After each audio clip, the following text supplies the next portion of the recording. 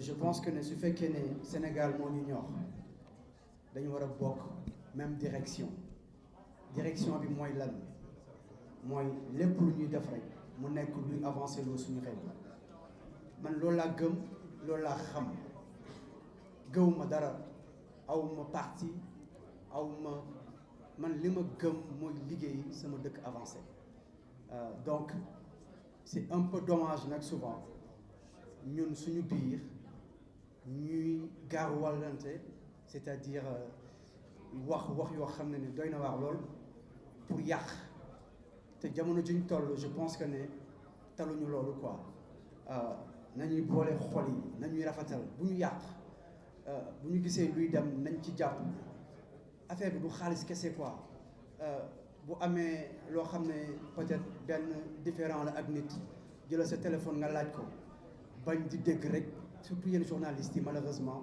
tey nit mën na saaga nit rek nga jël information bi dugal te loolu mën na yàqal nit ku lu bëree bëri loo xam ne du denc ci àdduna donc yéen surtout les journalistes parce que dëkk bu baaxee yéen a ko baaxal bu yàqee yéen a ko yàq image bi bu amee solo ba ñeneen ñi mën ko jël yéen la donc li ma leen di wax encore une fois c'est très important vous les journalistes di vérifier ay informations parce que man bu weesoo li may def en tant que producteur je suis aussi animateur ndax xëy na génération bi nekk fii xëy na ñu bëri xamuñu sama parcours ñu bëri xamuñu sama CV ndax souvent damay dégg nit ñi naan waaw lu tax ngay jël artistes yu mag yi di leen indi fii di leen fay ay xaalis yu dul jeex nga bàyyi fi suñu artistes locaux je pense que ku xam Raxu xam fu mu jaar man fii laa juddoo fii laa màggee fii laa démarré di animer en tant que disque jockey ay 90 91 97 nga jaar Dakar FM vite fait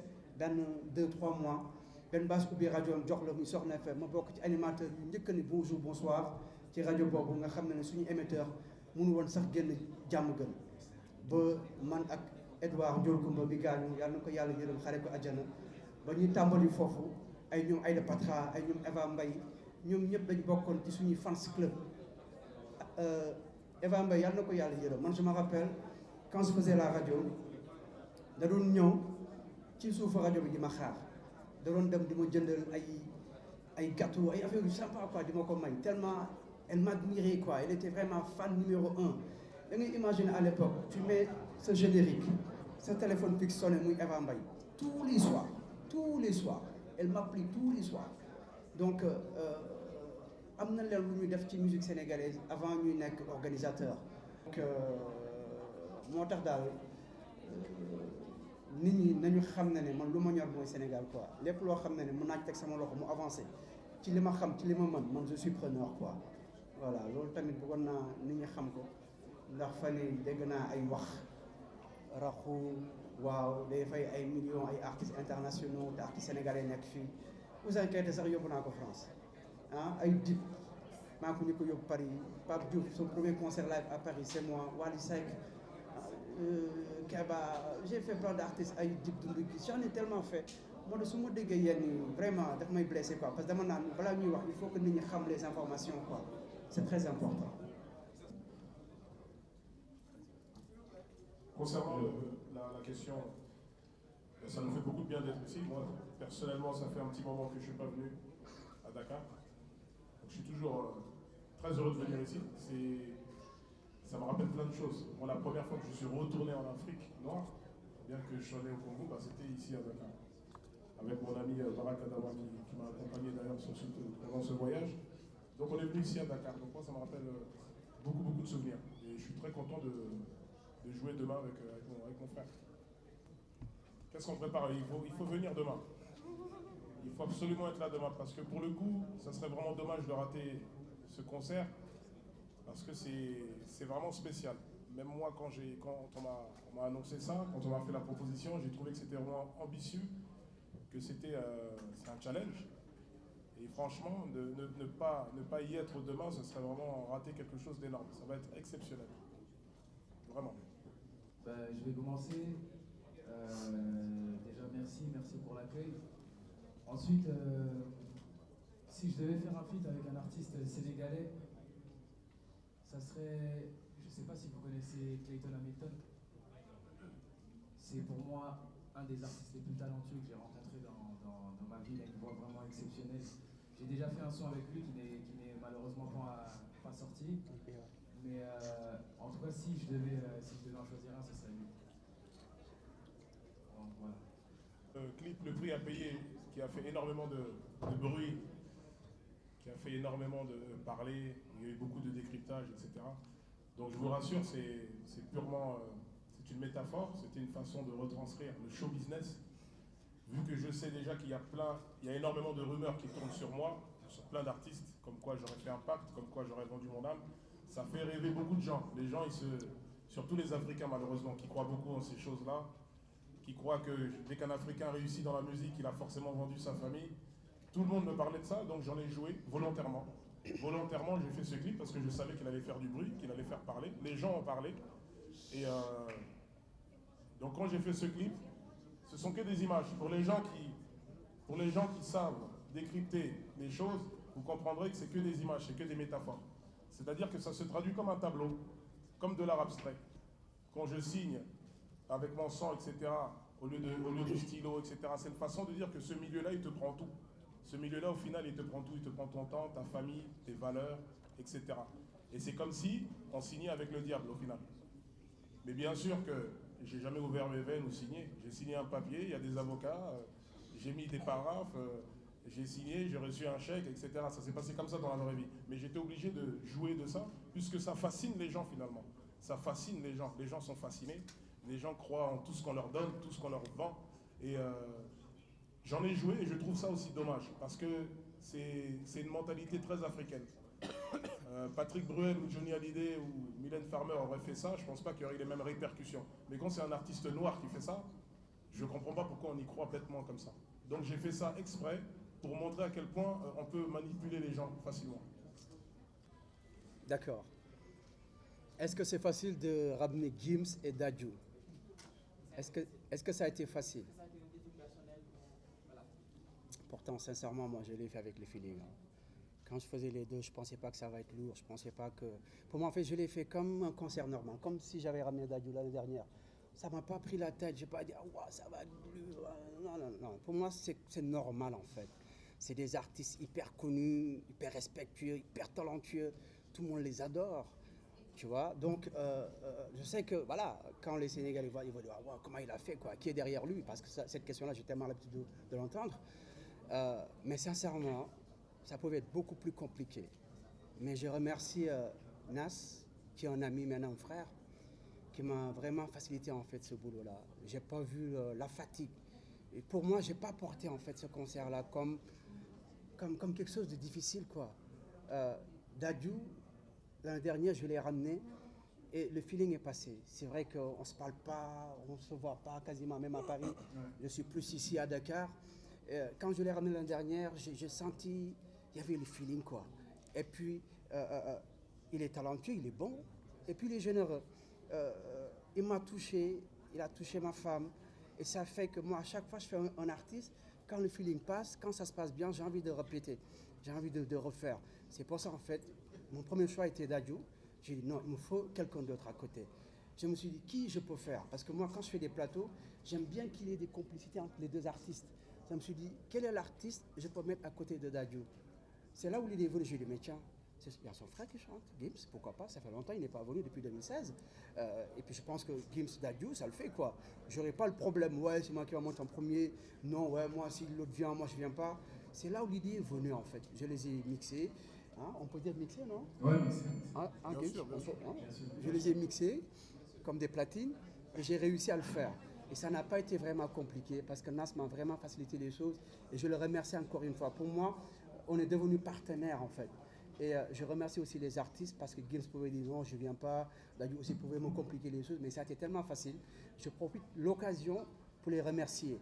Merci beaucoup les gars. Sincèrement, c'est vraiment une fierté, un plaisir de faire ce plateau. Et puis j'ai vu que vraiment, il y a quand même l'envie. Ils avaient envie de venir et ça n'a pas été compliqué. Voilà. On a grandi avec la musique africaine. Le papa était chanteur, son père l'était aussi. Et donc on a grandi avec cette culture-là, la musique africaine, c'était ça tous les jours, c'était ça à la maison, c'était ça matin, midi, soir. Donc forcément, dans chaque album de Gims ou dans chaque album de Dadju, on va retrouver des sonorités africaines.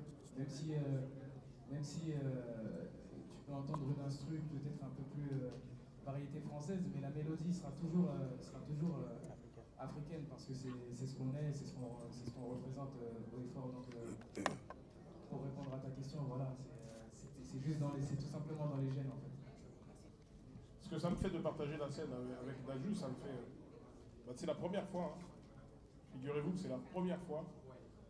On s'est déjà invités mutuellement sur les concerts, mais là, partager une scène ensemble, c'est vraiment la première fois. Et j'ai moi-même hâte de voir ce que ça va donner. Ouais, merci, sincèrement. Effectivement, j'ai sorti un clip aujourd'hui qui s'appelle Moissia Congo. Moissia Congo, ça veut dire femme du Congo. J'ai sorti ce clip pour accompagner ma démarche. J'ai une association là, qui est active depuis le 29 octobre maintenant, qui consiste à collecter des fonds pour pouvoir aider le docteur Denis Mukwege, qui est chirurgien, qui a eu le prix Nobel de la paix en 2018, et qui opère des femmes victimes de viol et qui les suit psychologiquement par la suite. Mais malgré tout ce qu'il fait, il lui manque quand même des fonds, il lui manque du personnel, il lui manque du matériel. Et mon objectif à moi, c'est d'essayer de l'aider un maximum. Et donc comme ma génération est plus active quand je sors un son, j'ai voulu associer les deux pour pouvoir faire d'une pierre deux coups en fait. Donc j'ai sorti le son et tous les fonds récoltés par cette musique-là, Moissia Congo, seront directement reversés à l'association pour pouvoir aider le docteur Denis Mukwege. Voilà. Figurez-vous que ça a beaucoup avancé. Et que voilà, que ça a été utile quoi. Que je regrette pas d'avoir rendu tout ça public parce qu'au final le peuple a parlé et ça a fait avancer des choses qui traînaient depuis très très longtemps. Figurez-vous que c'est en bonne voie, ça avance bien et le projet devrait voir le jour normalement. Ça a super bien avancé. Ah ok. Ben, en fait, tu sais, on n'est jamais forcé de revenir quelque part. Un artiste, il est assez libre, il fait ce qu'il veut. Aujourd'hui, avec Gims, par exemple, on a la chance d'avoir des propositions, de pouvoir aller un peu partout. Mais quand tu reviens, par exemple, on va prendre l'exemple du Sénégal, quand tu reviens au Sénégal, c'est parce que on est déjà venu ici, on a été accueillis parfaitement, le show s'est super bien déroulé, on a vraiment eu un bon feeling avec le public, avec le peuple. C'est ce qui nous donne cette envie de revenir en fait. Parce qu'on pourrait... Merci.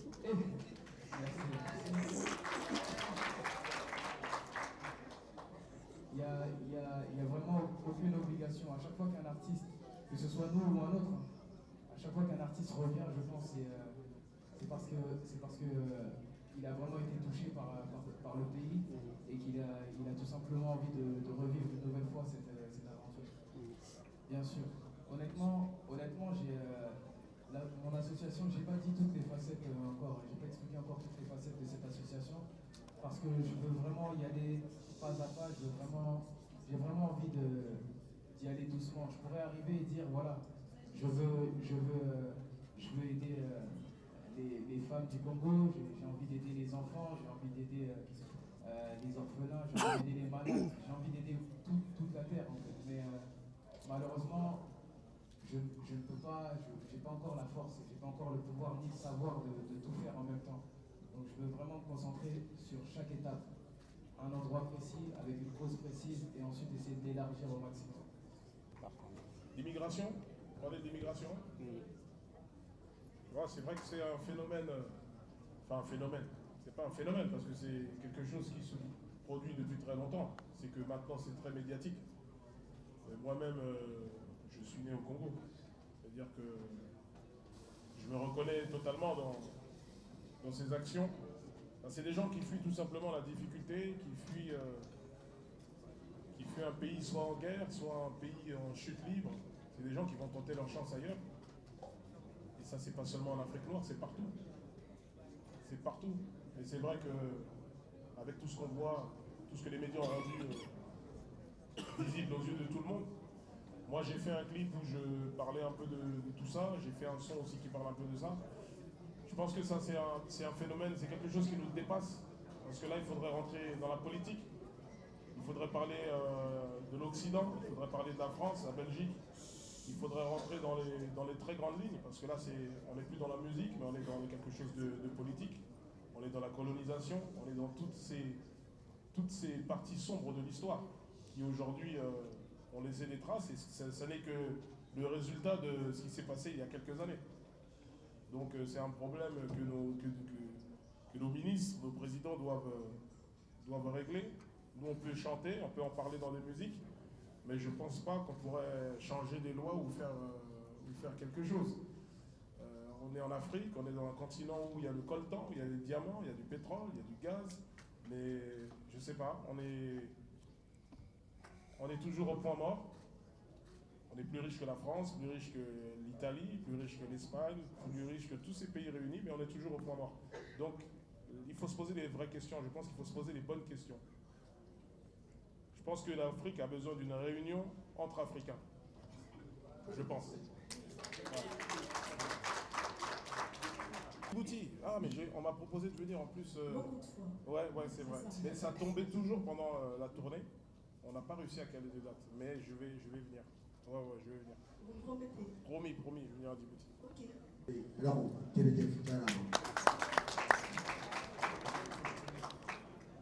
Bah, écoutez, je pense que sur ce, on va boucler. Je tenais à remercier les journalistes. Merci à nos partenaires aussi qui sont là.